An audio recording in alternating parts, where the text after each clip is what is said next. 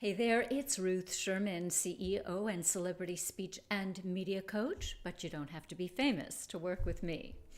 I have been so struck by the conversation that got started by the students who were graduates, or actually students at the Parkland High School, Marjorie Stoneman Douglas High School. It's really a remarkable thing that these kids, and they're teenagers, they're young, have been able to force a conversation and a debate where so many more accomplished, sophisticated, connected, mature entities simply have not. And so, as somebody who is obviously fascinated by communication and how it gets done, I've studied this and I've looked into it, and I've come up with some interesting possibilities. The first thing I read about them is that a number of them, not all of them, but a number of them, including their leaders, I believe, are involved in the theater program at this high school in some way. They either take theater as a course, or they're members of the drama club, or both. So that got me thinking, what is it that this training that they've gotten, maybe since they started when they were freshmen, so around 14 or 15 years old, what was it about this training? And it's something that I've written a lot about over the years, but the fact is that theater training, arts training in general, theater training in particular, uniquely equips people, even young people, for this kind of outspokenness and this kind of presence on a rather large stage. It's a world stage. Let's face it, doesn't get much bigger than what they've been able to accomplish. So I'm going to refer to my notes because I want to outline some of the less obvious items, the things that they learn as theater students that we still have time to learn if we are hitting barriers, if we want to crash through those barriers. And these are the kinds of things that I think about all the time and work on with my clients. So I'm going to refer to my notes. So the first one is show, don't tell. You may have heard me talk about this before, particularly when I'm talking about candidate communication. The idea that they have great presence, right? They have a very commanding, they command the stage, the room, wherever they are. If you think about it, it's the obvious stuff, the nonverbal codes, the way they sound, their articulateness, their voice, their diction, their physical movements, their gestures, their posture, their eye contact, their facial expressions, all the things that are commonly thought of when you think about public speaking and communication, all the things that, of course, I teach as some of the basic techniques that these kids learn about.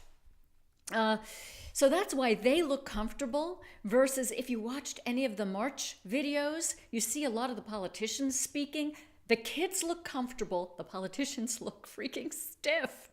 I'm telling you, that is why. Either the politicians never had theater training, or they had it and they forgot it, or whatever. I don't know. But that's why. So they look comfortable versus stiff.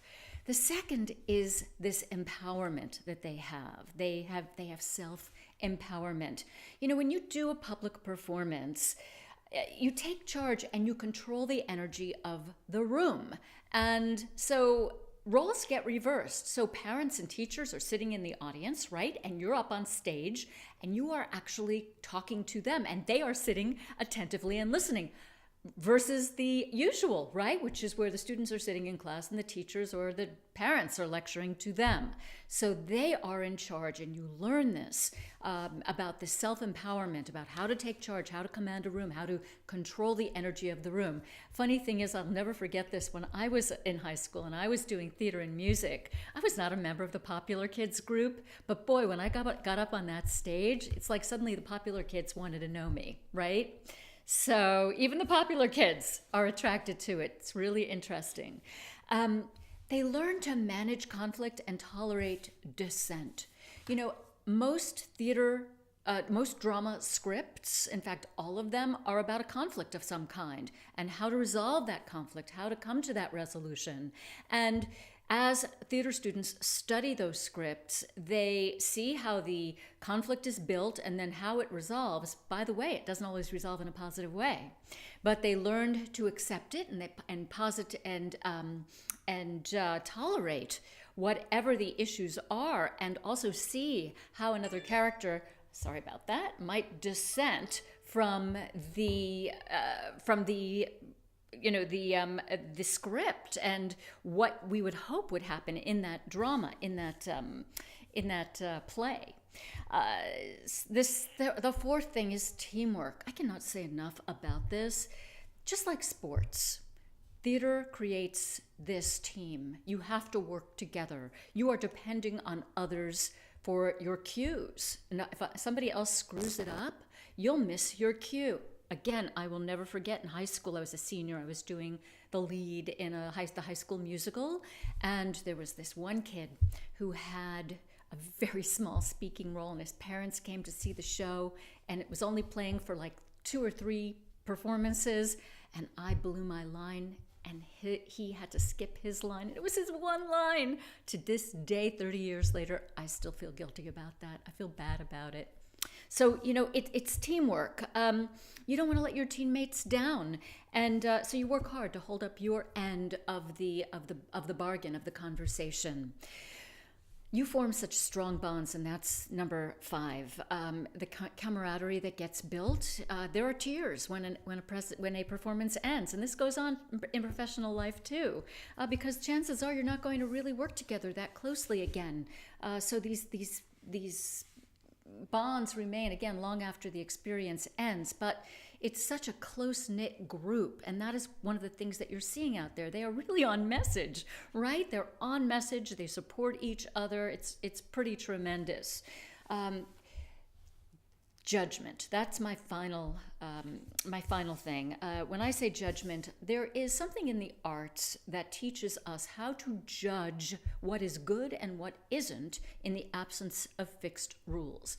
The arts doesn't teach anything that requires a multiple choice test. You grow your connoisseurship skills, and this is extremely valuable in real life, which, as I mentioned, or not mentioned, but which I will emphasize, is nothing like a multiple choice test.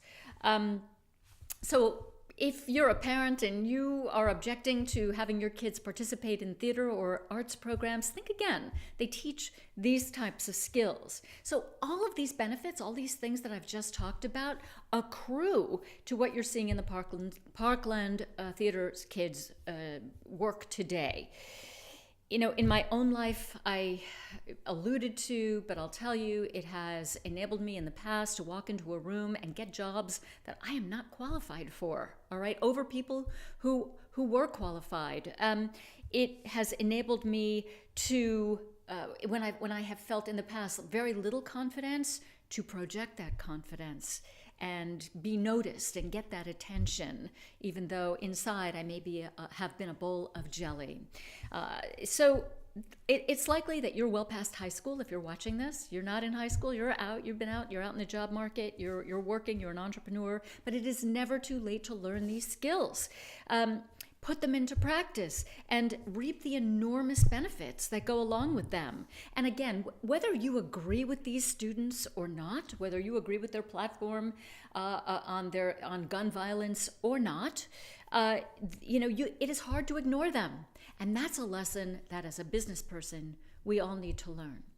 If you want to learn more about how to get attention, how to command a room, how to learn these enormous skills that the Parkland Theater students have learned so well, hop on over to ruthsherman.com where you can download some free stuff, and I will see you over there. And oh, by the way, subscribe here as well. Have a great day. Thanks for watching.